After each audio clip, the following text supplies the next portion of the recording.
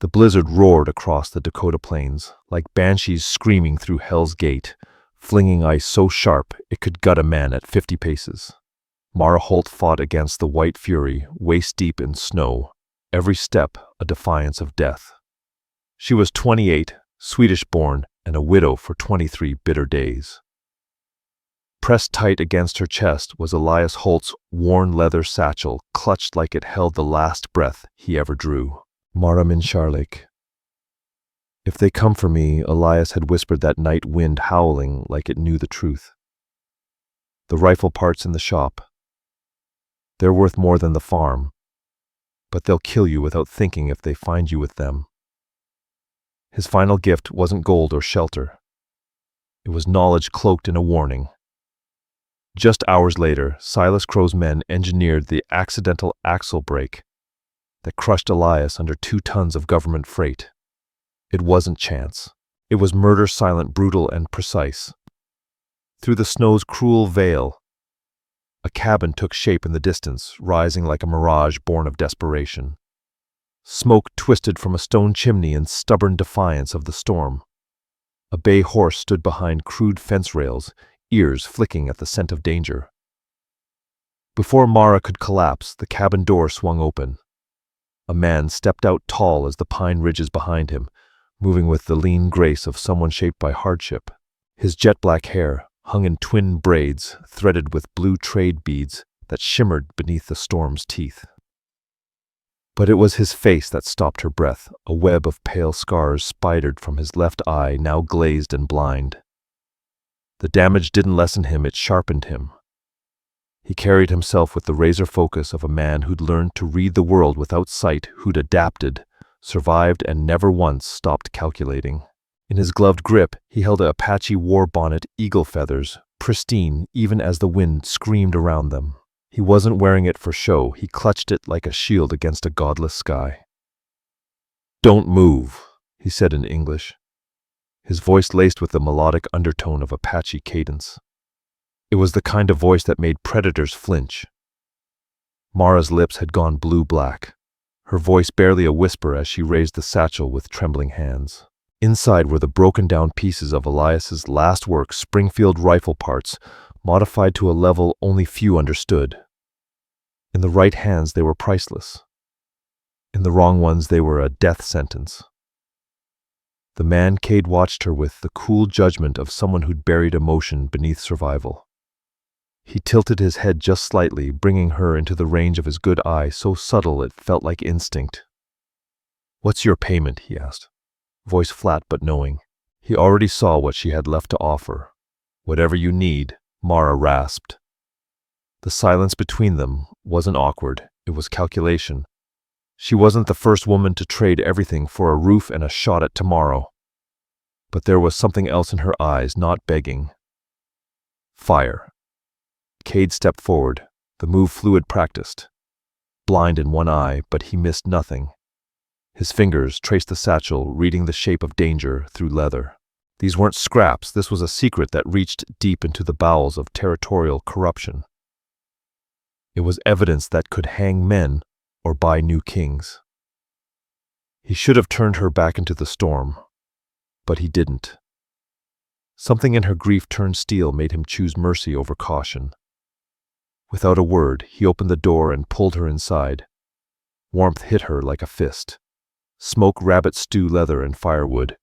He threw a heavy buffalo robe around her, lined with red trade wool.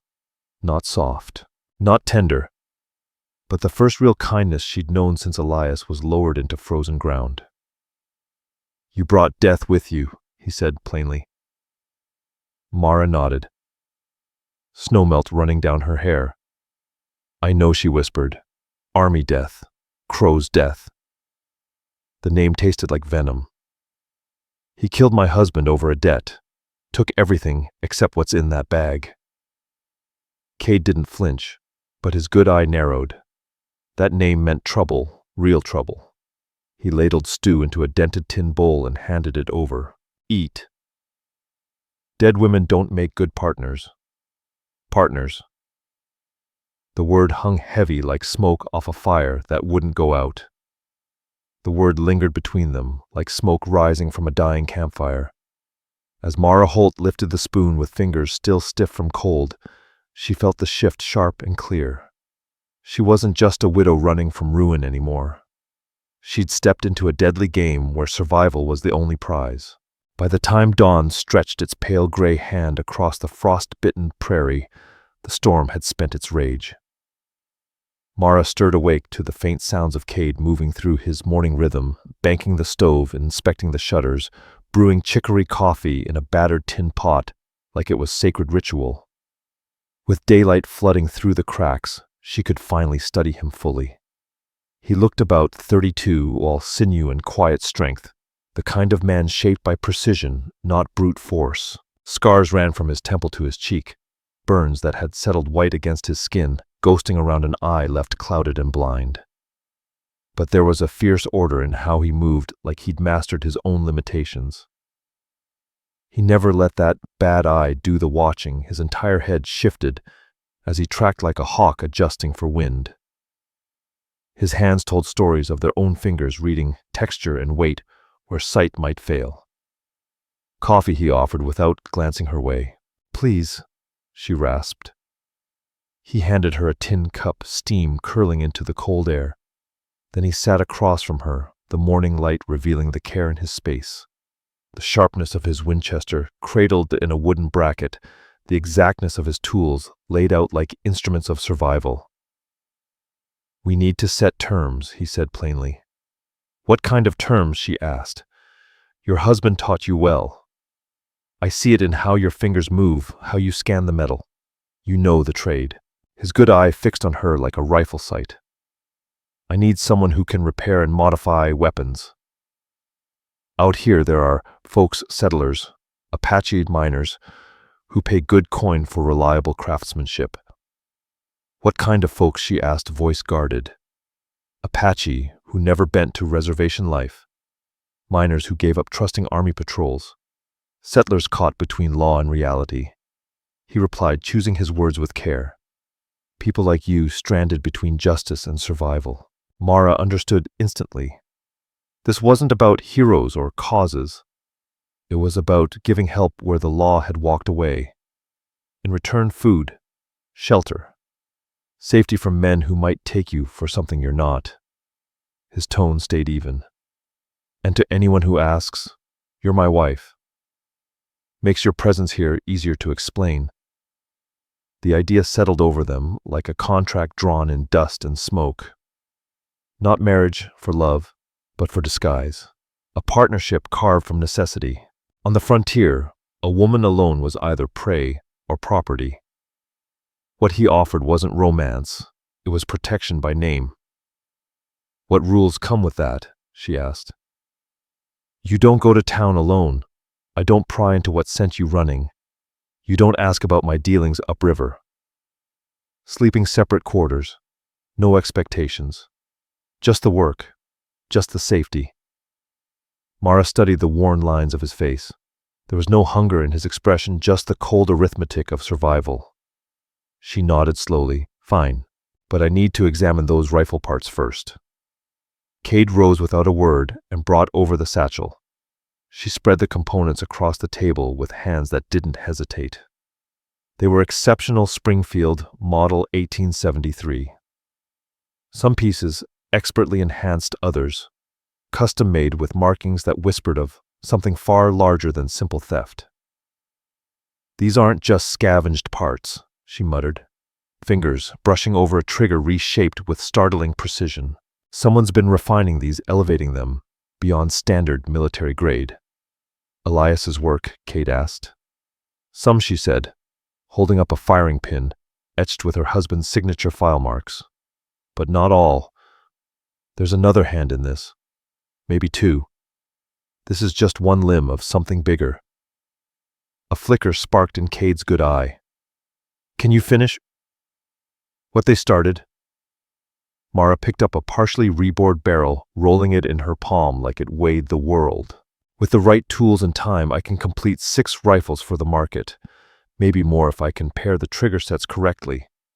"I can get you tools," Cade said. "Cole Stroud keeps a forge out on the Cutter Ranch.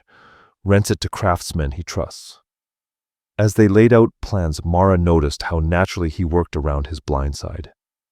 He shifted his body so she always stayed within his good eye's reach, relying on touch to double-check lengths, using sound the way others used light. "How long's it been?" she asked gently. 15 years come spring," he answered, fingers trailing the ridged scars like a man retracing a map etched in pain. "The lodge burned when I was barely 17, back when I still believed grit and bare hands could wrestle fire into obedience." What started it? The pause went long, and when he finally answered, his voice held a kind of old fury, banked down, controlled, but never truly out. Silas Crow called it a training drill that went bad, but torches don't fling themselves through canvas at midnight while families are asleep. The name hit her like river ice. The same Crow whose signet ring had stamped Elias Holt's debt papers, whose hunger for money and power had helped set the trap that ended her husband. The man she was running from had also been Cade's enemy. 15 years of overlap, too deliberate to be chance. "He burned your family's camp. He burned my mother's lodge. He killed her 3 aunts, 2 little cousins." Cade kept his tone flat, but she heard the rage underneath, tight as wire. The official report said accident during night maneuvers. The truth was uglier. Crow was testing terror the way other men tested rifles, trying to scare families into the reservations and call it order. Mara barely found breath to answer before hoofbeats cracked the morning stillness. Not one rider, several, moving in that measured, confident way of people carrying official business. Cade was at the window in a blink, his whole frame shifting into hard alert. "Dr. Calder," he murmured. "She's early this month." The rider who broke ahead of the others was a woman in her 40s, wrapped in practical wool, sitting her horse like she belonged there. Her saddlebag sagged heavy with supplies. Her hands were weathered and stained the faint yellow of a habitual pipe. May Calder had worked the scattered settlements for over a decade, delivering babies one day and digging bullets out the next with the same steady competence. More than that, she'd earned trust from both white homesteads and Apache families, rare in a territory where suspicion could get you killed faster than winter. Cade, Dr. Calder, called her voice, rough with authority and wind. Heard the blizzard tore through hard. Figured somebody might need tending Doc. Cade opened the door. "Someone I want you to meet." Dr. Calder's sharp gaze swept Mara. In one clean past torn clothing, frost-bitten fingers, the unmistakable look of someone who'd been one step from dying out there. But there was something else too, an extra focus, a deeper interest that put Mara on edge. "And who might this be, my wife?" Cade said smoothly. "Mara." The doctor's brows lifted the smallest fraction. She didn't comment on how suddenly a wife had appeared in the middle of nowhere. Instead, her eyes dropped to Mara's boots with professional concern. "Those are wrecked. And I'm guessing your toes aren't doing much better. Mind if I take a look?" For the next hour, Dr. Calder moved with brisk, practiced hands, treating frostbite while keeping the talk light on the surface. Weather, local news, the way nerves were fraying between patrols and reservation families. Then as she wrapped Mara's toes, her voice went casually sharp. "Heard Crow's been widening his reach lately," she said, like she was commenting on snowfall. Her questions came pointed.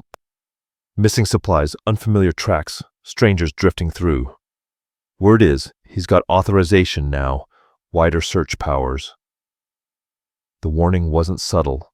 Crow wasn't just hunting, he was building a paper trail using official channels to dress a private vendetta in government ink. Time was tightening for anyone trying to stay unseen.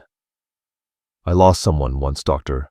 Calder went on, her tone carefully, even but waited. "Because of Crow's operations. Young man, barely 21. Got pulled into things he didn't understand, trying to expose corruption he stumbled onto." She paused, hands still on the bandages. "Sometimes personal loss gives you a particular eye for certain kinds of evil." The words lingered like pipe smoke in a closed room. Dr. Calder wasn't only a doctor making routine rounds. She had her own reasons for standing against Silas Crow, reasons that could make her a priceless ally or a dangerous complication. This territory punishes people who don't learn its ways, she said at last, meaning plain. Especially women. Traveling alone. Good thing you found yourself a husband, miss. She hesitated, realizing she didn't know Mara's married name. Holt Mara answered automatically, then felt the snag as the lie caught on her tongue. I was. Now I suppose I'm Mrs. Cade, though using a Christian name might make the paperwork simpler. Practical Dr. Calder said, gathering her kit. Then her eyes sharpened again. Word of advice, Cinderbluff has developed a nasty appetite for women who walk alone. You seem smarter than most, but this land tests everyone. As she prepared to leave, she made a quiet trade laudanum in exchange for one of Cade's horses, and when she swung into the saddle, she met Mara's gaze with a look that promised their conversation wasn't finished.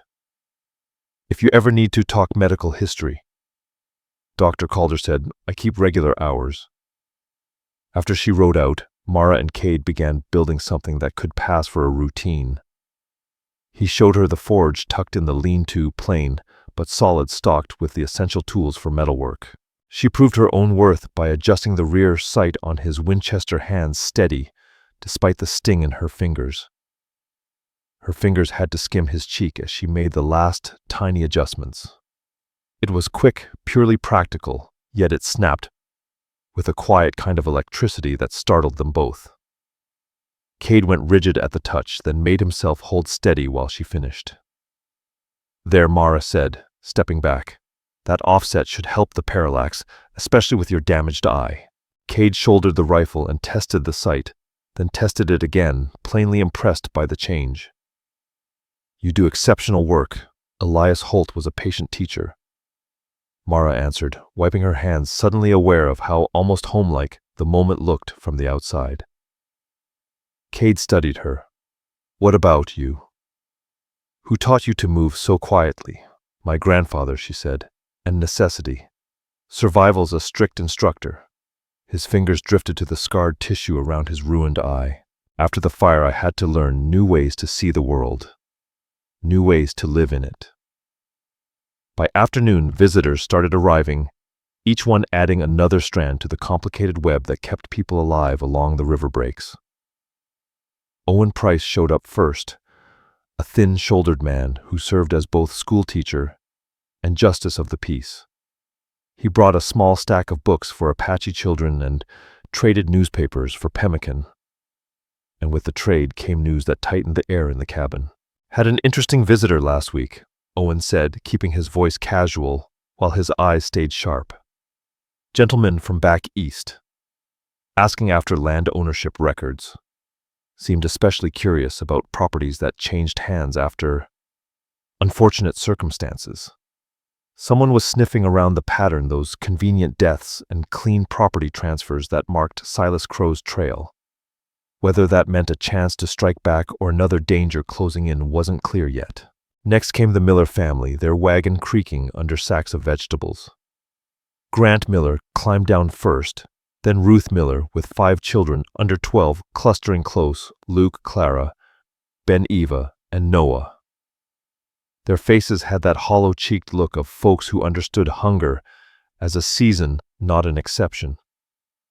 They'd come to trade for a rifle spring Cade had promised to repair. Ruth Miller's gaze lingered on Mara, curious measuring, but frontier manners kept the questions locked behind her teeth. When the visitors finally rolled away, Mara began to understand what Cade truly was out here. Not just a lone Apache warrior, hiding from authority. He was a vital point in a wide network Apache, families, sympathetic whites, and everyone living in the dangerous space between official law and frontier truth. That evening, while they fixed a simple meal, the sky offered a moment neither expected. For the first time since the blizzard, the sun broke through, spilling gold across the endless grassland. Cade knelt in the yard, testing the newly adjusted sight. Mara leaned against the corral fence and watched him work, her appreciation growing in quiet increments. Her dress was still torn and stained, her hair loose around her shoulders in a way that would have scandalized polite society. Exhaustion had etched new lines at the corners of her eyes, but hardship hadn't crushed her. It had revealed something stubborn and unbreakable in her. Cade glanced up from the rifle, and their eyes caught across the sunlit yard. The look held too long, charged with something beyond their practical arrangement, a recognition of strengths that fit together. The slow, dangerous beginning of real compatibility. The moment broke when his horse nickered, but it didn't undo what had already settled between them. Their first day as husband and wife in name, if not yet in full truth, was ending, and both of them understood something fundamental had shifted. That night they kept separate sleeping arrangements, but Mara found herself listening to the soft sounds of Cade moving through his evening routines. The careful way he checked doors and windows, the faint scrape of metal as he cleaned his weapons, the murmured words in Apache, maybe prayers, maybe thoughts he didn't bother keeping inside. For the first time since Elias Holt died, she felt something that came close to safety. Not the flimsy comfort of walls, but the deeper assurance of being near someone genuinely capable and trustworthy. Someone who understood that partnership was often the only shield a brutal world allowed. Tomorrow would bring new tests, new pressure on their fragile alliance. Silas Crow wouldn't forget about missing rifle parts, and their enemies wouldn't sit quiet while evidence of their crimes stayed hidden. But tonight, sheltered by honest walls and guarded by a man who'd chosen to trust her despite the risk, Mara let herself believe survival might still be possible, even for the hunted, even for the guilty.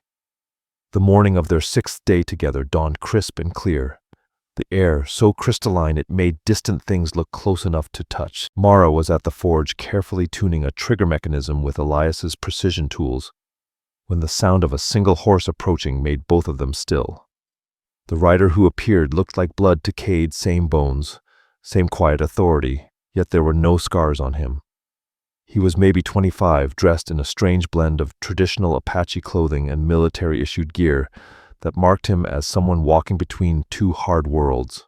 When Rook swung down with fluid grace, Mara caught details that didn't fit the usual life of a frontier scout. His horse was exceptionally well fed and groomed, better than most scouts could ever afford. The beadwork on his moccasins was expensive craftsmanship, and the rifle at his side was a custom-modified Winchester that would have cost months of military pay. Brother Rook said in English, his words carrying Apache rhythm beneath them, "We need to talk about matters that concern both our futures." Cade didn't move, but his posture tightened. "Mara," he said, careful and formal, "this is Rook, my half-brother. He scouts for the Frontier Scouts." The way he said it, plain as fact, heavy as a warning, made Mara's skin crawl. In the brutal politics of the reservation system, a man who worked with the army could be either a lifeline or the knife that found your back. Apache scouts working for the military walked a razor's edge, distrusted by both sides, never truly claimed by either. "I came to warn you about Crow Rook," said his dark gaze sliding to Mara with a spark of intrigue. "He's been sniffing around about missing rifle parts up and down the chain. He knows they passed through this area." How the hell does he know that Cade's voice was low sharp enough to split stone? "Information travels," Rook answered vaguely. "Some channels are reliable. I managed to steer him toward thinking the rifles moved south along the rail line. That should buy you some time. Not much, but a little." It was both warning and lifeline, and it rattled Mara. There was something off in Rook's manner, a pause before each answer, eyes that danced just shy of direct contact. He was hiding something. She could feel it. "Why help us?" Cade asked bluntly. "My wife's sick. Kids are hungry. Army money feeds more mouths than honor ever did," Rook said without flinching. "But also because you dragged me out of that burning lodge when we were boys. Some debts dig deeper than politics." While the brothers spoke, Mara studied Rook with a sharpened eye. His answers were too clean, too practiced, like a script rehearsed on the ride over. His logic held, but his emotions didn't track. Then came the question that split the quiet. The parts Rook said voice level. "Where are they?" "Really?" Cade looked long and hard at his brother. 1,000 thoughts must have raced through him, trust and betrayal, blood and duty. After a moment of silent war, he moved to the satchel and opened the hidden compartment. Inside, nestled in cloth, were the modified rifle parts. "Mara's been finishing Elias's work," Cade said. 6 rifles ready for trade, more in progress." Rook lifted one of the rifles and studied it. His jaw tightened. "These aren't just tweaked army weapons," he muttered. "This is precision craftsmanship, years of training behind it. Somebody's been running a full-blown operation." "Elias was part of it," Mara said quietly. But when he tried to walk away, Crow made sure he didn't get the chance. Rook's face darkened. "There's something else you need to know," he said, voice dropping to a hush. "Crow's not just taking out threats. He's wiping out anyone who might testify. The smith in Deadwood gone, the traitor in the river silenced. That scout who drank himself to death. A setup. A slow purge. A cleanup. One corpse at a time." But as Rook kept talking, Mara's blood ran cold. He described details only an insider would know. Things he shouldn't have known unless he'd been there. Unless he hadn't just been surviving but reporting. Unless Crow's inside man was standing right here. "How many's he killed?" Cade asked quietly. "Dozens. Maybe more. He keeps records coded and stashed. Only way to stop him is to get proof to someone with the guts and power to act. Fast." Before anyone could speak, a thundercrack of rifle fire shattered the valley. Not a hunting shot, no, this was sustained. Coordinated. It was coming from the direction of the Miller homestead. Raid Rook said grimly, his expression darkening. "He's moving faster than I expected." Smoke curled upward in angry tendrils on the horizon, and while suspicion twisted in Mara's gut, there was no time for second-guessing. War had come early. And if they didn't act, the Millers would be made into a message. They rode hard, the horses pounding over terrain carved by spring melt, dry creek beds and broken brush. By the time they crested the ridge, fire was already licking through what had once been a good sturdy home. The acrid smell of scorched timber filled the air, sharp as gunpowder. Cade called out, his voice soft but firm, guiding.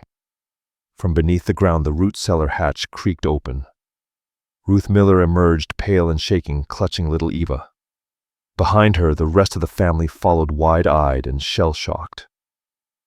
Luke, only 10, stood in front of his siblings like a soldier too small for the war he was in. 4 men. Maybe 5, Luke said clearly, the words shaped by necessity. All masked. One had a voice like glass breaking. Mara felt her heart twist. Boone Rask. Crow's right hand. They took our milk cow, shot the water barrel. Just to be mean, Luke added. This wasn't a robbery. It was a warning, and the message was written in fire. Boone Rask's voice was unmistakable, rough-edged from years of chewing tobacco and whiskey, the kind of sound that etched itself into memory like spurs on hardwood. Silas Crow's foreman wasn't just flexing muscle anymore. He was tightening the noose, turning terror into policy, and burning down any neighbor bold enough to lend a helping hand. As Cade and Mara helped the Millers gather what little they could carry, she couldn't help but notice Rook lagging behind his eyes. Not on the children or the smoldering ruin, but scanning the tree line like he expected company. Their eyes met. He looked away too fast. They said next time it'd be the house Ruth Miller, whispered voice tight with fear. Said anyone who helped thieves would learn what hospitality costs. Crow's strategy was as clear as it was cruel. Make helping others a death sentence. Take only what you can carry, Cade said sharply. You can't stay here. As the wagons got loaded and the horses prepared, Rook stepped over to Cade, a sudden urgency in his tone. Brother, I just remembered. I'm supposed to report back to my unit before sundown. If I don't, they'll send a search party. I've got to go now before they follow me here. Sounded reasonable? Too reasonable. But Mara felt something shift. Why had he waited until now to mention it? Why did he look more relieved than conflicted? Go, Cade said flatly. His eyes didn't blink, but there was something broken behind them. Rook didn't linger. He was gone in less than a minute, his horse disappearing over the rise with more haste than was needed. They pressed on toward the river breaks, guiding the millers through narrow rocky trails. But Mara couldn't shake the sensation they were being followed, watched. The feeling pressed against her spine like a cold knife. And when they reached the hidden canyon to leave the family in safe hands, that feeling deepened. Near the canyon entrance, she spotted fresh hoof prints. Deep, wet, recent. Someone's been tailing us, she murmured. Cade dropped down to study the mud. His face tightened. Same shoe pattern I've seen near Crow's riders. They were being hunted. Instead of heading straight back, Cade led them in a twisting path through barren country. Old game trails, dry creek beds, any place to throw off pursuit. They were nearly an hour into the detour when hooves pounded toward them. Mara's hand went to her side instinctively, but it wasn't an enemy. It was Dr. May Calder, her horse soaked in lather, her coat dust, streaked and flapping in the wind. "Thank God I found you," she shouted, pulling up hard. "Crow's on the move. 20 men, maybe more. He's not coming to arrest. He's coming to a race." Cade's jaw clenched. "How do you know?" "Because I've been watching him longer than you've known his name," she snapped. "He's got informants. But so do I. And word is, he knows where you are. He's planning to hit tonight." Mara went cold. If Crow knew their location, it meant only one thing. They'd been betrayed by someone who knew the layout, the rifle stash, the escape plans. Rook. "There's more," May added. "I did some checking. Your brother-in-law's got assets, prime horses, custom rifles, jewelry no army scout could ever afford. It was all snapping together, the pieces they hadn't wanted to see. Rook's expensive gear, his well-timed warnings, the way he always bought them, timed just enough to survive, never enough to disappear. His eagerness to know where the rifles were hidden. "He's been feeding Crow everything," Cade said, voice like gravel. "All of it. Worse," May added grimly. "He's been Crow's main source. Every Apache raid blamed on random outlaws. Every accidental death, he made them possible. The betrayal carved deep. Cade had trusted him with everything, risked lives, made decisions based on blood and a shared past. And Rook had sold that for gold. But there was no time for fury. Crow's force was coming fast, and they had to get to cover before they were caught in the open. The mine, May said. Abandoned silver tunnels. We might be able to hold them there. They rode hard toward a scar in the hillside, a collapsed entrance, hidden under fallen timber and scrub. As darkness fell, they slipped inside. And as the first bullets hissed through the dusk behind them, Mara thought not about enemies, but about trust. If Rook could betray his own kin, what did loyalty even mean? Maybe trust wasn't blood. Maybe it wasn't vows. Maybe it was the one person who stood beside you when they had nothing to gain. Dr. May Calder's satchel hung across her shoulder like a soldier's gear, bouncing as she led them deeper into the belly of the earth. "These shafts run long and deep," she explained, her voice steady despite the swallowing dark. "Multiple levels, crisscrossed tunnels, plenty of places to make a stand." Behind them, the echoes of pursuit grew louder. The Crow riders had reached the hillside and were starting their sweep. But the acoustics inside the mine turned every bootstep into chaos. It would throw off their sense of distance, maybe by a few precious seconds. "How well does Crow know this place?" Cade asked, posting himself at a junction where 3 tunnels met like the roots of some buried tree. "Well enough," May said, grim as a hanging judge. "He used these shafts for smuggling back when he was still pretending to be respectable. But we know him better, and desperation tends to sharpen memory." They had barely reached the chosen choke point when the first muzzle flashes lit up the dark behind them. The Crow riders were coming in, organized cover fire leapfrogging forward, using the narrow tunnels to press hard. Then Mara heard something that turned her blood to ice. Rook's voice. "Main junction, 3 tunnels, meet there," he shouted, barking orders like a seasoned captain. "Get 2 men below. Come up through the old shaft near the air vent. We'll trap 'em from behind." There it was. The mask off. The final betrayal laid bare. Not only had Rook handed over their location, he was commanding the assault. Cade froze as his brother's voice rang off the stone. "Rook," he yelled, voice cracking with heartbreak. "Why?" "Because I chose the side that wins," came the reply from the black. "Crow offered me land. A future. My family ain't gonna grow up in shadows and dirt. You chose to lose. I chose to profit." The words hit like a sucker punch. Cade's rifle wavered. This was the boy he once pulled from a burning lodge. His kin. His blood. Now spitting on everything he'd lived for. No, Mara thought fierce and clear. Not after everything we fought for. She stepped forward, her voice ringing through the cavern like iron on anvil. "The only one dying tonight is you, Crow, and your traitorous lapdog can rot beside you." Her words snapped Cade back into himself. The grief didn't vanish, it hardened, turned into cold, calculating fury. And when the riders surged again, they met defenders who fought like death was a mercy they refused to grant. Crow's voice slithered through the dark, full of mocking triumph.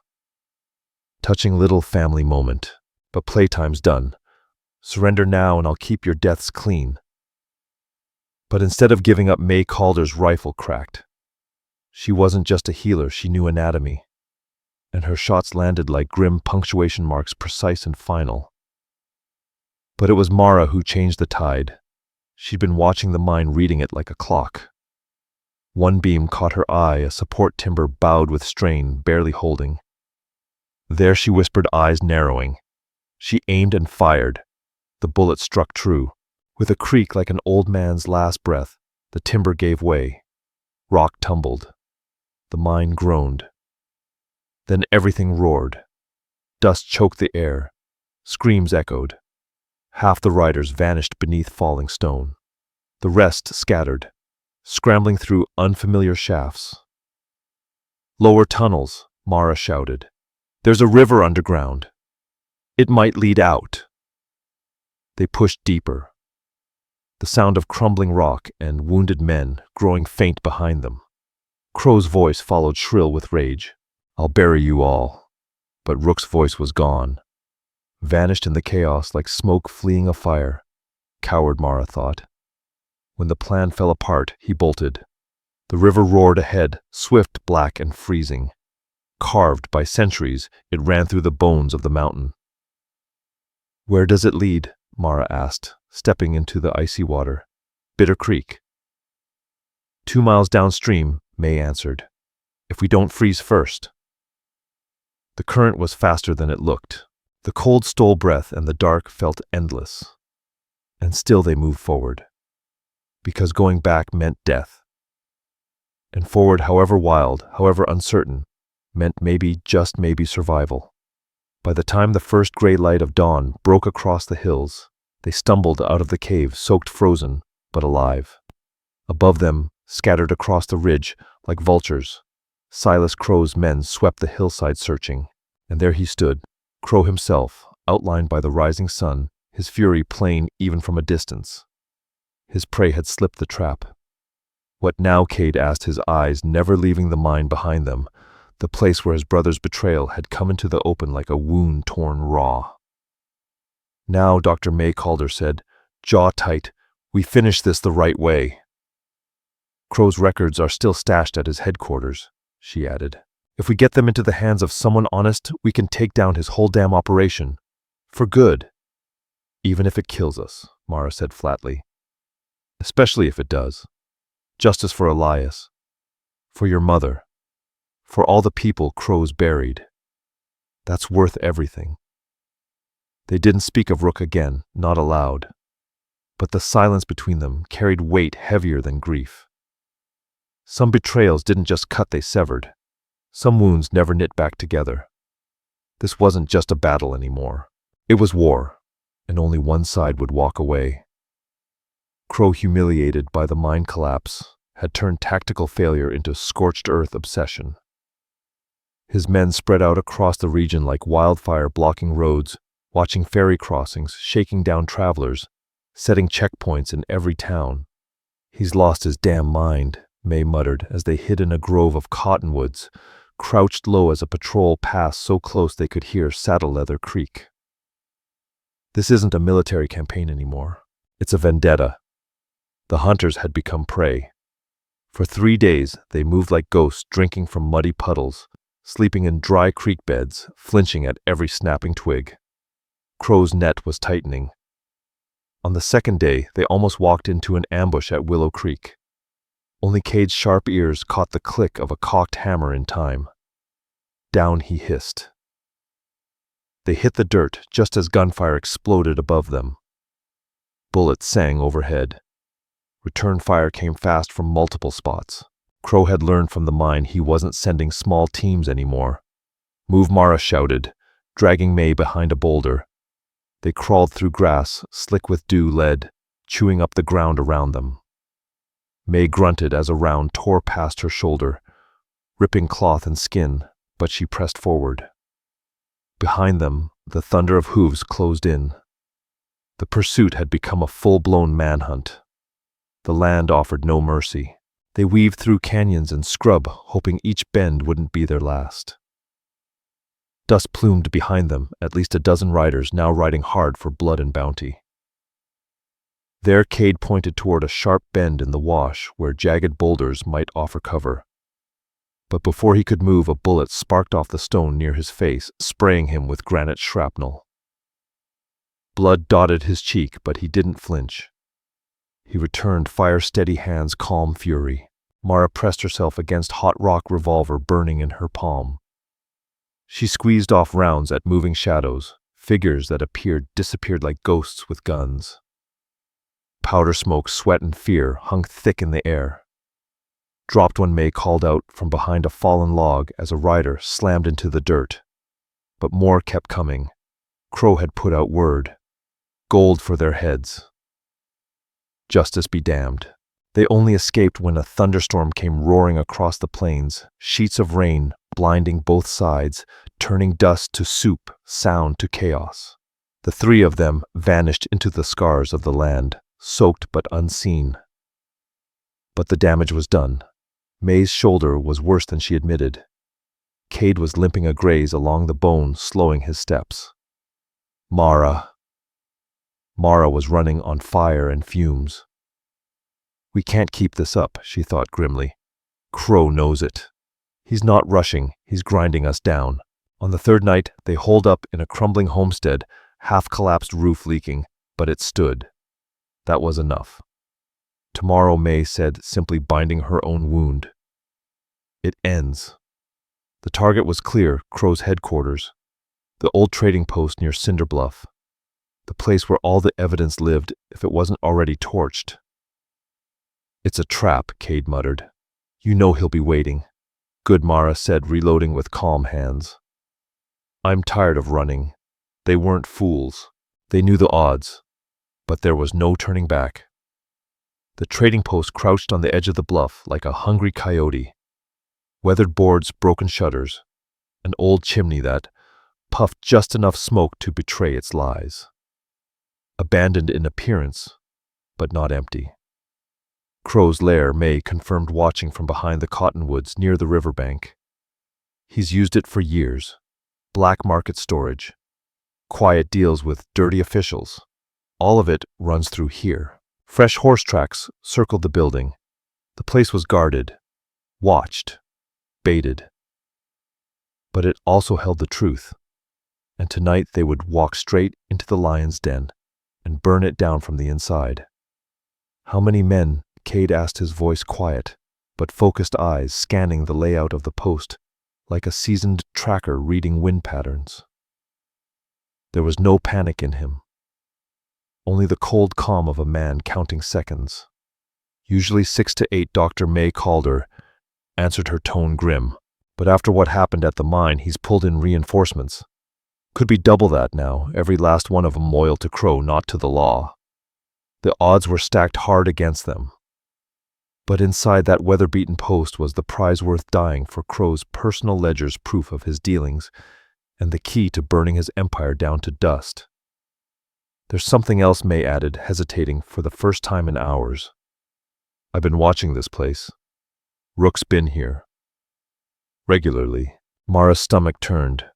Not just passing through, May continued. He's been in meetings, part of the planning. This wasn't some panicked betrayal. He's been on the inside from the start. The final nail. Not just a spy. A co-conspirator. Cade didn't flinch, but his voice came hollow, like the bottom had fallen out of something sacred. He's been playing us since the beginning. May nodded slowly. Most likely, but that kind of arrogance. It blinds men. Makes them sloppy. He doesn't think you'll make it this far. That's his mistake.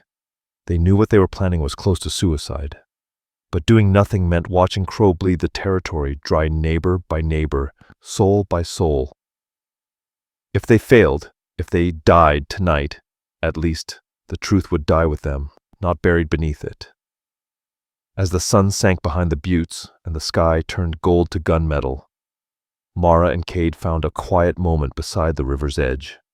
May was off checking their final approach. No words. She just reached for his hand, scarred and calloused like her own. He looked down, then up at her. And in that one look was everything they hadn't said, everything they didn't need to.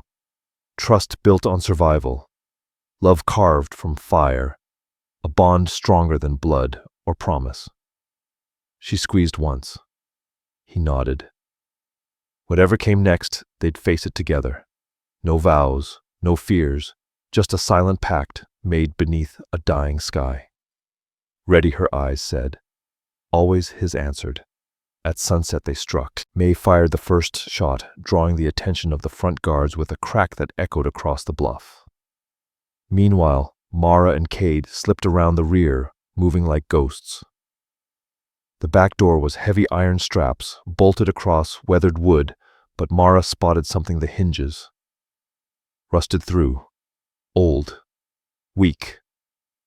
She crouched low and pulled out her tools, working the pins with surgical grace, while Cade stood, watch rifle steady.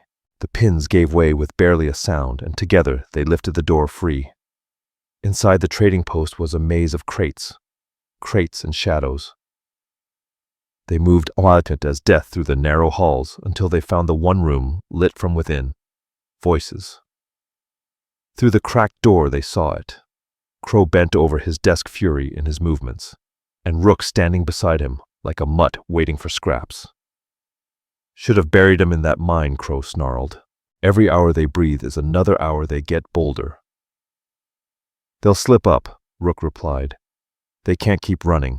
Don't talk to me about eventually, Crow roared, slamming a fist against the table. I want them dead. Tonight. No loose ends, no excuses. I want bodies. Behind the desk, half concealed, stood the safe. Its iron door stood ajar, and inside were the ledgers, the final nail in Crow's coffin. But getting to it meant crossing 20 feet of exposed floor straight into the sights of half a dozen gunmen. Impossible unless they had an edge. That's when Mara remembered her satchel. Years of crafting bluing barrels and treating iron had taught her something most men never learned. Chemistry is just fire waiting to be lit. She pulled out 3 vials, acid nitrate and copper salt. In the right mix, they wouldn't explode. They'd smoke. Thick, suffocating fog that could blind and choke just enough to make killers hesitate.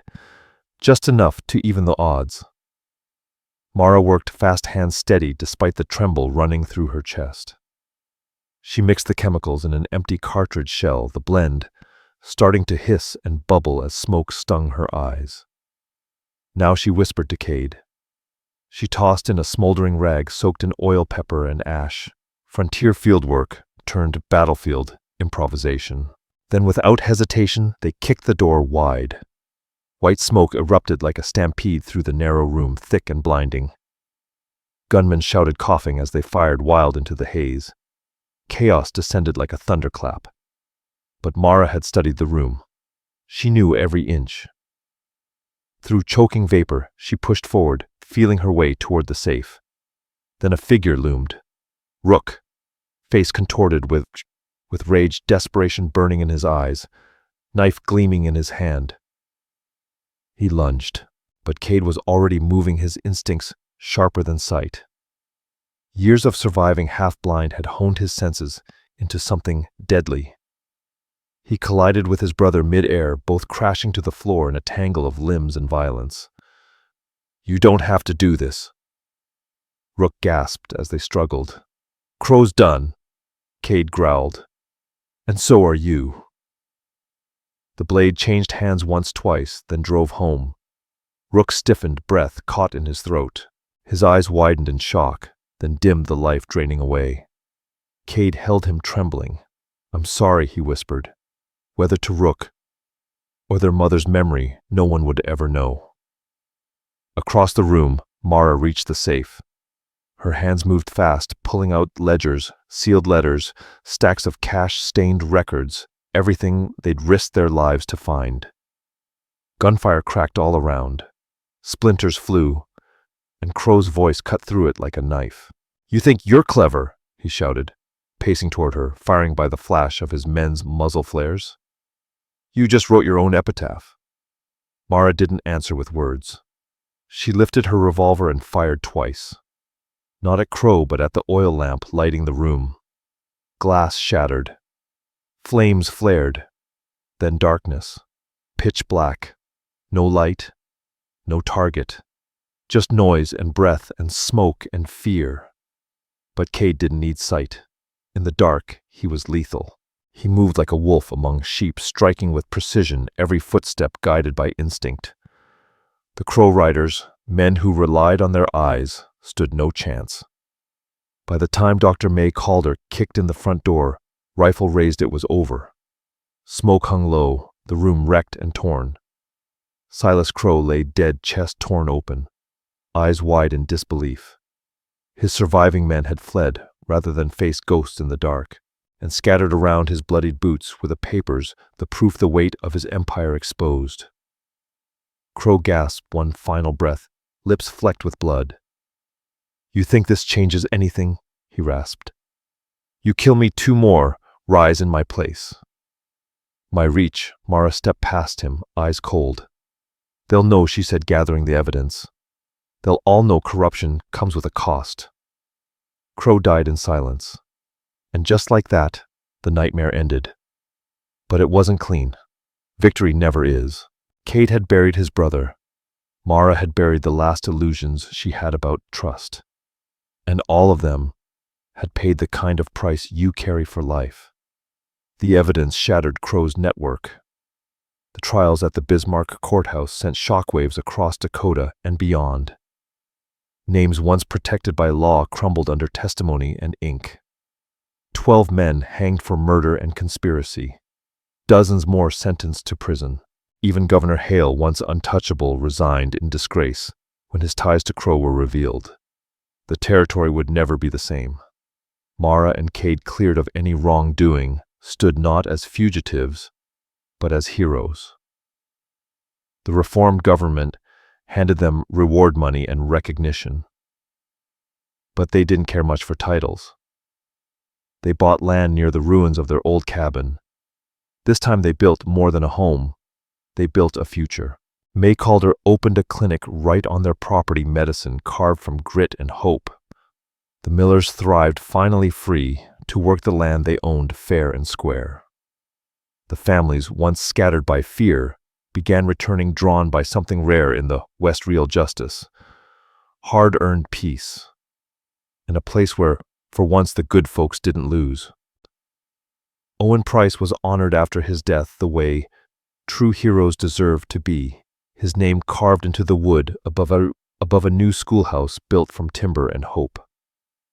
It stood as a promise that no child, Apache or settler, would be left behind again. Teachers came who believed in second chances and futures, forged through learning, not fear. And on the day Mara Holt and Cade were married, truly married, before friends, neighbors, and the entire community, they helped save the wind, carried laughter instead of gunfire. Mara wore a simple wool dress, the color of morning sky, soft and strong. Cade stood proud beside her, dressed in traditional Apache regalia, unashamed and unbent, a warrior and a husband both. Dr. May Calder, serving as matron of honor, stepped forward with a gift only she could give. 2 rifles, flawless, balanced and beautiful, custom modified with the finest craftsmanship Elias Holt had ever achieved. Their tools, she said, dry as ever, not decorations. Marriage needs tools. These ought to hold up better than most promises I've seen. The rifles were more than weapons. They were legacy, symbols of survival, precision, and devotion to something bigger than themselves. As the celebration stretched long into the evening, fires glowing and fiddles humming, Mara stood still for a moment, her heart full. The woman who once staggered through a storm with stolen rifle parts hidden in a satchel, she was gone. In her place stood someone who had fought for justice and found love worth keeping. "Any regrets?" Cade asked as they watched the sun bleed into the wide-open prairie. Mara took his hand, scarred, calloused, steady, and smiled. "Only one," she said. "I wish Elias had lived to see Crow's downfall, to see what justice looks like when it finally wins." Cade looked out over the grassland, his voice quiet. "He did. Every bullet you fired, every mile you walked when it would have been easier to turn back, every risk you took, that was Elias, living on through you." His words didn't come from sentiment. They came from something truer. Elias Holt hadn't died in vain. His loss had become the spark that lit a fire big enough to burn down a criminal empire. Because Mara didn't just mourn him, she carried him forward. As stars spilled across the darkening sky, Mara and Cade walked together toward the home they'd built on land reclaimed from fear. Toward a future not promised, but earned. This land, once ruled by shadows and guns, now stood guarded by something stronger: truth. Their story had started in desperation, shelter, bought with a whisper and a risk. But it ended with the greatest trait of all. She had offered herself, not in surrender, but in choice. And what she got in return was everything. She didn't know she needed: trust without question, love without condition, and the kind of partnership forged in fire and meant to endure. This was no fairy tale. It was the real kind of love, the kind that wakes up before dawn, to fix a fence, stands shoulder to shoulder against enemies, and holds its ground when easier paths whisper lies. The Dakota Territory was still rough country, always would be. But now it was their country, shaped by their courage, defended by their sacrifice. And in the end, the trade she made that cold night in the blizzard hadn't just bought her shelter. It bought her freedom. It bought her home. And in a land where the cost of survival was paid in grit, blood, and unbreakable will, that was the only kind of currency that ever truly mattered. All stories are created for entertainment purposes and may include fictional elements or dramatized interpretations inspired by historical settings. We use AI tools, voiceover, visuals, scripts as creative assistants. However, all content is reviewed, refined, and edited by humans to ensure emotional authenticity and storytelling quality. We fully comply with YouTube's policies regarding AI-generated content and do not use any deepfake techniques or misleading recreations of real individuals. All visuals and supporting materials are properly licensed. Sharing, re-uploading, modifying, or distributing any part of this content in any form requires written permission. We appreciate your support and respect for original creative work.